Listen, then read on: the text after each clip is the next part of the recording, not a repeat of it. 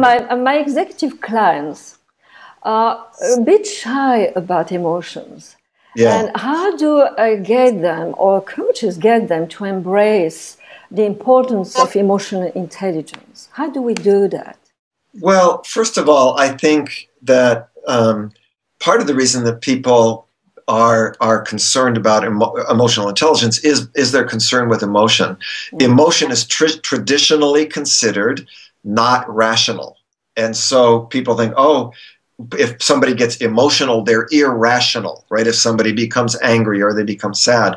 But first of all, I think they have to realize that emotional intelligence is not just about big emotions like anger, sadness, fear, etc. Although those are it's very important to know how to recognize and how to address those. Emotional intelligence, though, is also something more subtle. It's, again, about finding a shared passion. It's about being able to have a sense of what is going on a feeling level in other persons.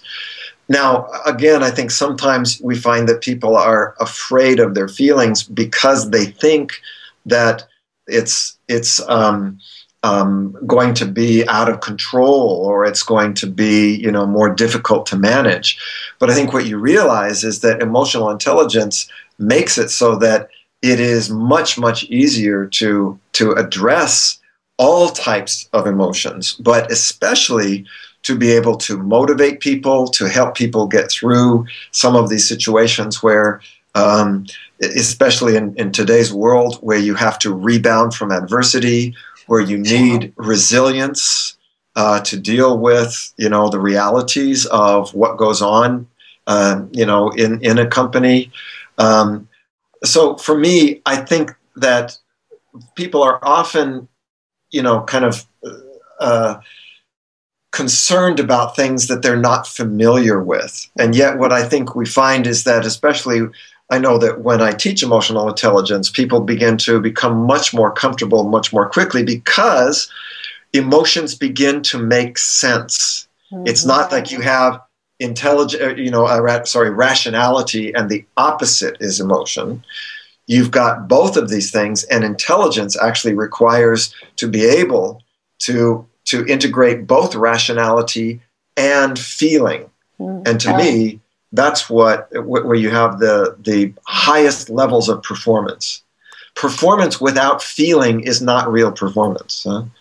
I had an interesting experience. I saw a ballet the other night that was very highly technically done, but it did not leave you feeling anything. It was just like a technique. Yeah. And you really realize if there's not emotion in it, the performance is flat. And so I think the same thing is true in organizations. So the first thing I would just say is that I think what managers need to realize is that it's not such a different world, first of all. It's not so irrational. It's not a world of irrational things. That in fact, it's something that they will enjoy once they become familiar with it.